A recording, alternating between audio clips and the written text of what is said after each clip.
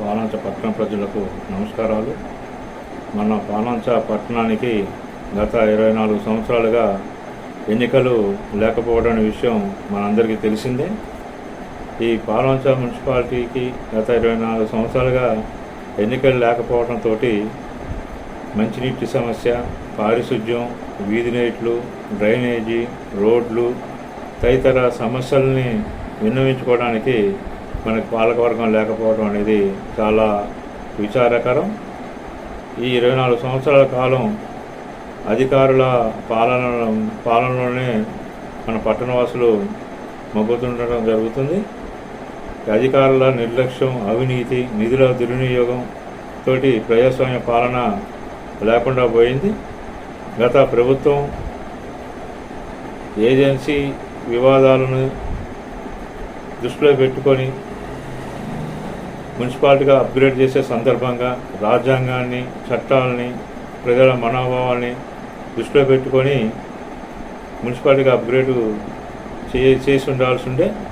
అట్లా మున్సిపాలిటీని అప్గ్రేడ్ చేయడానికి సన్నాహాలు చేయకుండా రాజ్యాంగ పద్ధతుల్ని, ఏజెన్సీ వివాదాలని దృష్టిలో పెట్టుకోకుండా ఏకపక్షంగా, నిర్లక్ష్యంగా ఘోర తప్పిదానికి నాటి పాలకులు పాల్పడటం జరిగింది. తత్ఫలితంగా గత 24 సంవత్సరాలుగా ప్రజాస్వామ్యయుత పాలకవర్గం లేకుండా ఇవాళ పాలంచ పట్టణానికి, పాలంచ ప్రజలకి ఒక శాపంగా మారిన పరిస్థితుంది.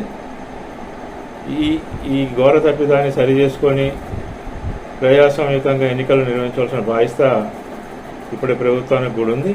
కానీ గత పాలకులు, గత అధికారులు చేసిన తప్పిదాలు ఉన్నాయో ఆ ఘోర తప్పిదాలనే తిరిగి కొనసాగించే పరిస్థితులు మనకి కనపడుతున్నాయి.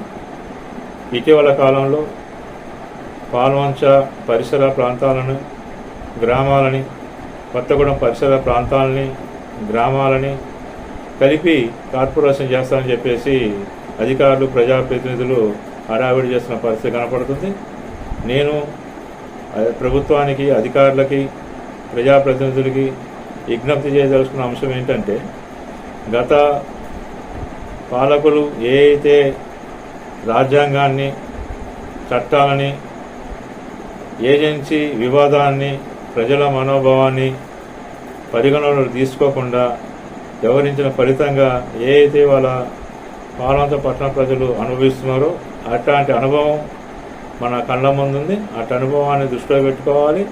దృష్టిలో పెట్టుకొని తిరిగి అట్లాంటి పరిస్థితులు పునరావృతం కాకుండా వ్యవహరించవలసిన బాధ్యత వాళ్ళ మీద ఉంది. అందుకోసం ఇప్పటికైనా న్యాయ వ్యవస్థ ఏం చెప్తుంది, రాజ్యాంగం ఏం చెప్తుంది, ప్రజల మనోభావాలు ఎలా ఉన్నాయి, వీటిని ఖచ్చితంగా పరిగణలోకి తీసుకోవాలి. తీసుకున్న తర్వాతనే కార్పొరేషన్ అని చెప్పేసి కానీ, పంచాయతీ కానీ, మున్సిపాలిటీ కానీ ఏదైనా ప్రజాస్వామ్యబద్ధంగా ఎన్నికలు జరపడంలో తప్పు లేదు. అట్లా కాకుండా అధికారం మా చేతిలో ఉంది, మేము ఏదైనా చేస్తాం, రాజ్యాంగం లేదు, చట్టాలు లేవు, ప్రజలతో మాకు సంబంధం లేదు అనే పద్ధతిలో కనుక వ్యవహరించి గత తప్పిదాన్ని కనుక కొనసాగించే పరిస్థితి కనుక ఉంటే ఇప్పటికే పట్టణ ప్రజలు చాలా సహనంతో, చాలా విజ్ఞానంతో ఇప్పటివరకు వేసి ఉన్న పరిస్థితి. కానీ తొందరపాటు నిర్ణయాలు కనుక చేస్తే ఈ విఘ్నత, ఈ సహనం వారికి ఒక పరీక్షగా మారే అవకాశం ఉంది. అందుకోసమే ఈ రాష్ట్ర వ్యాప్తంగా జరగబోయే స్థానిక సంస్థల ఎన్నికల్లో పాలంచ పట్టణానికి కూడా ఎన్నికలు నిర్వహించవలసిన బాధ్యత ప్రభుత్వానికి ఉంది.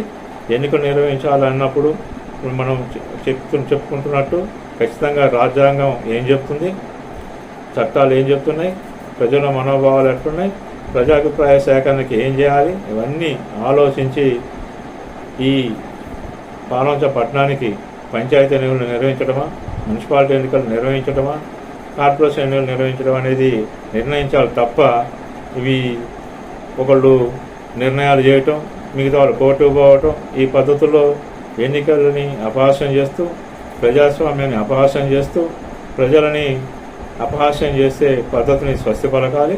అందుకోసమే పాలంచకి ఎన్నికలు నిర్వహించాలి అనే అంశం మీద అక్టోబర్ 4వ తేదీ ఉదయం 10:30 గంటలకు పాలంచ పట్టణంలోని వర్తక సంఘ భవనంలో రౌండ్ టేబుల్ సమావేశం నిర్వహించబడుతుంది. రాజకీయ పార్టీలు, సామాజిక తరగతుల నాయకులు, ప్రజాతంత్రవాదులు, మేధావులు, విఘ్నులు అందరితో జరిగే ఈ రౌండ్ టేబుల్ మీటింగు జరుగుతుంది.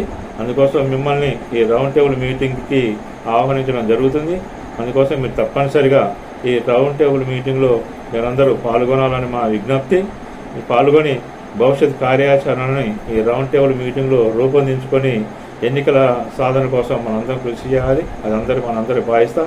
అందుకోసం మీ అందరికీ మరొకసారి విజ్ఞప్తి చేస్తూ ఈ అక్టోబర్ 4వ తేదీ కొత్త సంఘం భవనంలో జరిగే ఈ రౌండ్ టేబుల్ మీటింగ్లో పాల్గొనవలసిందిగా మరొకసారి విజ్ఞప్తి తెలియజేస్తూ మీ కొండపల్లి శ్రీధర్.